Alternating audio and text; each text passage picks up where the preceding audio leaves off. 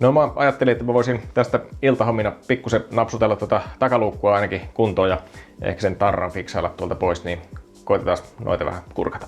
Joo, tämä jäi tosiaan tähän malliin tämä takaluukku nyt viime askartelujen jälkeen, eli mä oon nyt laittanut tänne sitten ensin sen epoksin pohjalle, sitten tätä värimassaa ja sen jälkeen lakkaa.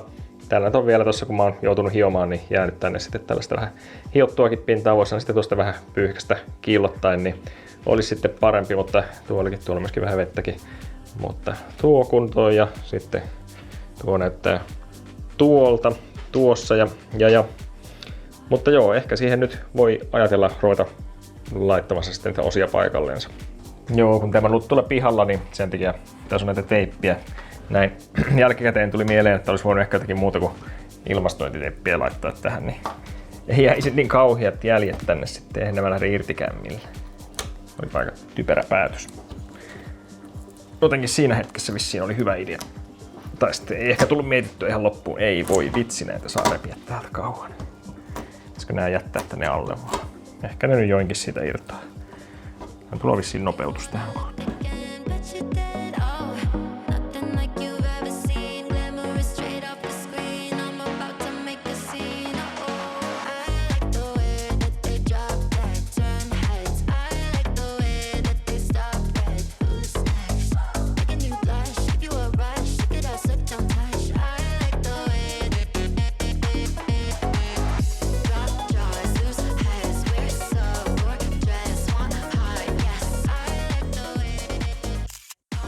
No, lähti ne siitä vain. Tuo lämpö oli aika hyvä idea. Tuo reikä pitää muuten vielä. Tukkea olikin, mitä menin kynnellä tuossa raavi. Mut joo.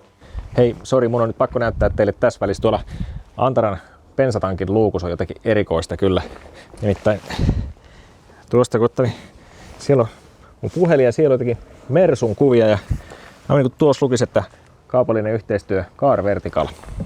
Välillä on toivottu, että koska tulee oikein Mersu-sisältöä tälle kanavalle, niin täältä tulee. Täällä on suomalainen Eemeli Mersu 220 dieseli ja siellä on sattunut jotakin jännittävää, eli tuolla vahingot kohdassa on taas merkintä ja kuviahan löytyy. Siellä on ainakin backit sanonut, että morjens. Alustasta näyttäisi löytyvä jotakin vuotoja, keulasta löytyy jotakin muutakin jännää. Aika ikävän näköinen, mutta kyllähän toi matkustava näyttää olevan hyvässä kunnossa, että eiköhän tuosta ole saanut ihan vain kävellä pois tuosta mällistä. Vuonna 2021 tuo on sattunut. Katsotaan, onko sillä sen jälkeen vielä päästy liikenteeseen. No ei ole taidettu päästä. Vahinko on 21 lokakuussa tapahtunut. Sen jälkeen auto on ollut myytävänä, mutta sitten ei löydy enää mitään tietueita, että olisiko sitten joku ostanut korjattavaksi, mutta ei ole saanut liikenteeseen tai sitten lähtenyt johonkin ulkomaille. Tai no, ehkä todennäköisesti voi olla, että se on lähtenyt purettavaksi sitten, että joku ostanut sen sitten siihen, että pilkkonut sen sitten myyntiin tai näin. Aina kun teet Mersukauppaa tai muuta autokauppaa, niin käytetään Car Verticalia ja sieltä Valenssikoodilla lähtee aina se 20% pois siitä raporttihinnasta, niin sillä tuot myöskin tätä meikäläisen autojen kanssa askartelua. Joten kiitoksia Car Verticalia, jatketaanpa taas Opelin kanssa. Tämähän siitä tuli. En mä kyllä tuonne rupia mitään sen enempää värkkäämään, nuo ei näy juuri yhtään täältä nämä mun värkkäykset, niin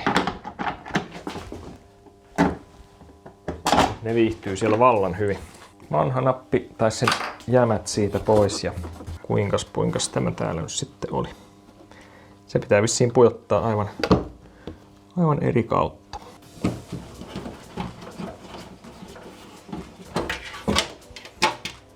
No, pistetään se tuolta nyt ensin läpi, niin sitten onnistuu paremmin. Ja tässä on tällainen vähän niin kuin muotokin, kuinka se pitää tuolla olla. Hyvähän se on.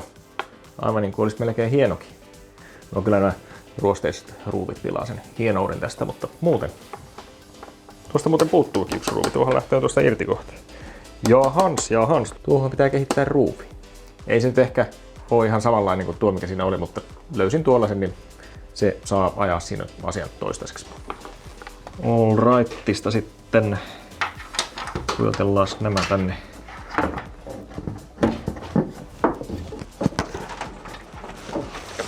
Ehkä niin helpompi vetää, tai en mä tiedä mikä siinä on. On se sittenkin helpompi työntää tuosta. Samalla naarmuutuu tuolla kaikki muu. Noin. Ja sitten oli tämä valojen piuha. Musta noin. Noin. Jonka jälkeen asetamme tämän tyylikkäästi paikoilleen. Noin. Ja täällä oli nastat täällä yläpäässä, eli tehdään noin.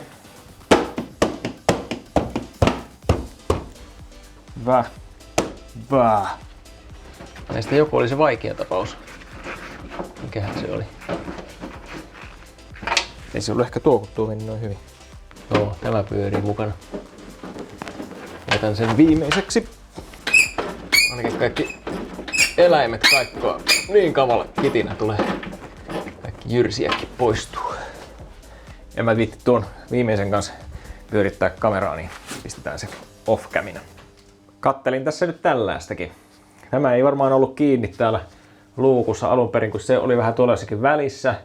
Ja tässä lukee, että Rear Wiper Module, eli vedetään se takaisin pyyhkiä, tämmönen joku ohjausboksi. Ja tällehän paikka tuossa on, mutta mä en ole testannut vielä, että toimiiko tämä takaisin pyyhkiä, niin en mä tiedä. Pitäisikö tästä nyt taas tehdä heti päätelmä, että ei varmaan toimi, mutta pannaan se nyt kiinni joka tapauksessa. Jaha, siitä on vissiin rikottu tuo liitinkin näköjään se. Onko pakko aina kaikki rikkoa?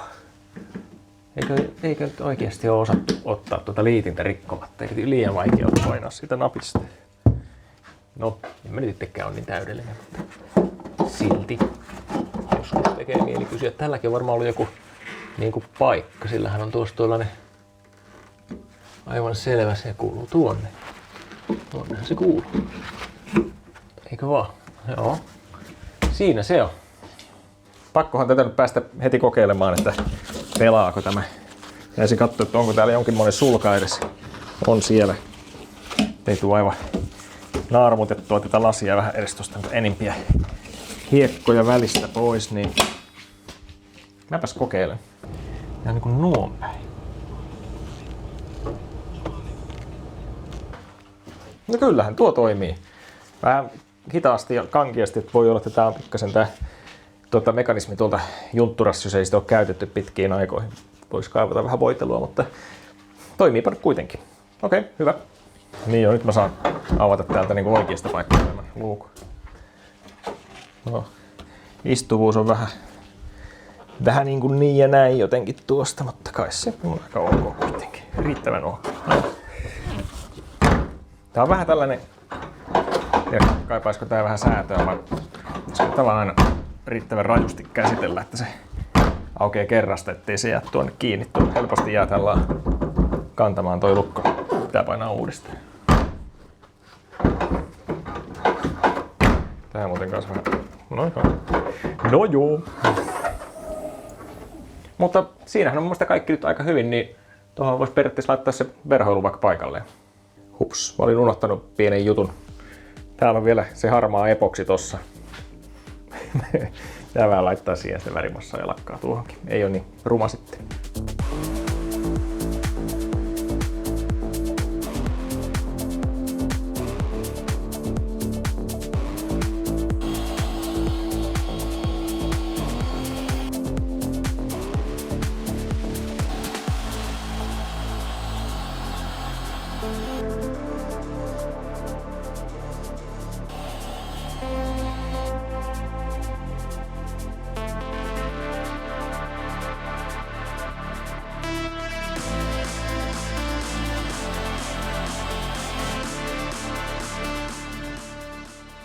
Alrighty, nyt sitten laitetaan tämä paikallensa ja täältä puuttuu, tuolta puuttuu yksi tuollainen kiinnike ja sitten puuttuu vielä jostakin muualtakin. Niin mä panin tuohon jo tuon malliksi tuolta ja tuo oli vähän rikkikin tuolta, niin mä ajattelin, että mä paan vähän uutta sinne. Mä kaivelin tuolta, mulla oli joku pussukka näitä tämmöisiä kiinnikkeitä. Ne tuntuisi jollakin lailla tuossa pysyvän, niin mä paan pikkasen jotakin liimamassaa tänne nyt tohon, mikä oli rikki. Ja samalla sitten tohon reikään, missä oli se nippusiteviritys, niin tehdäänpä semmonen. Nyt mulla on täällä tämä liimapyssy sitä varten. Kohtalaisen jytky tällaisiin pieniin sovelluksiin nyt, mutta se on nyt tällä kertaa niin. Ja olen tätä joskus tässä käyttänytkin, mutta eiköhän se tukkoon ole jo mennyt taas. Johan nyt toki. Nyt sieltä alkaisi tulemaan jotakin. Ei ollut aivan koko matkalta kerrankin mennyt tämä tukko, oli vaan semmonen sentin pala. Katsotaan minkälainen sotku saadaan aikaiseksi.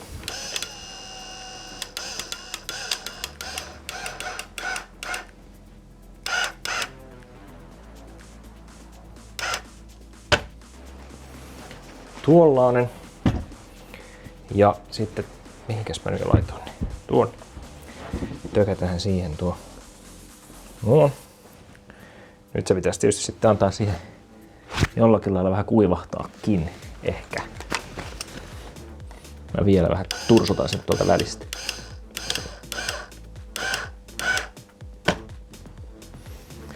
Noin. Tämä toinen voidaan laittaa ihan konventionaalisilla metodeilla tähän. Elikkä noin. Sehän olisi siinä. Mutta emme nyt varmaan vielä sitä viitti tätä laittaa. Annetaan nyt tuo kuivua tässä, niin pannaan se tuonne. No, tähän lista- ja pellireikää mä tuolta toiselta puolelta laitoin ja sitten vähän tältäkin puolelta. Niin eikö se kun tuosta vähän pyyhkäisee nyt, niin jonkinmoinen siinä sitten on.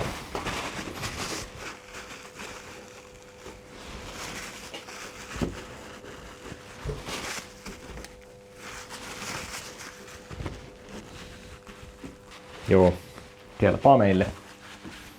Nyt voisi olla se hetki, että tämä tarranjämä lähtee tästä pois. Ja mä ajattelin hyökätä näillä välineillä siihen, eli xyleeni on semmonen, mikä monesti tommosiin tarroihin ja muihin tehoaa aika hyvin. Tää on aika kans äkänen liuotin, että tätä ei nyt ihan kannata niin hieroa naamaansa, mutta katsotaan mitä se tolle tekee ja sitten tosiaan vähän kuumaa ilmaa kaveriksi. Lämmitellään nyt ensin.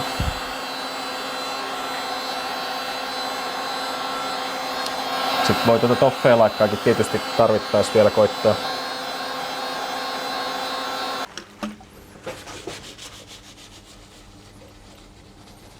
Kyllä lähtee tuo liima hyvinkin tehokkaasti. Toivotaan, ettei maali lähde.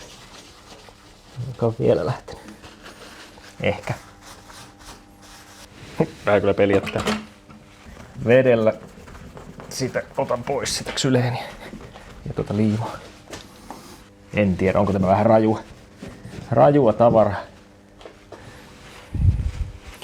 Mä paan sitä vielä tosta tarran päälle vähän liuottamaan.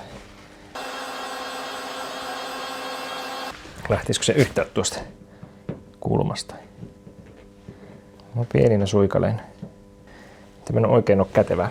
Koitetaan sitä toffeja laikkaa.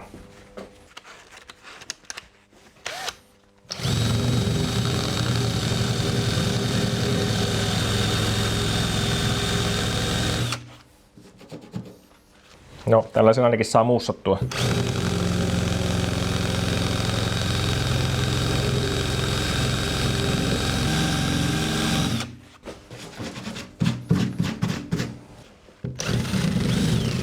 Jos tuosta nyt sitten ottaisiin ne liimat liuottimella pois.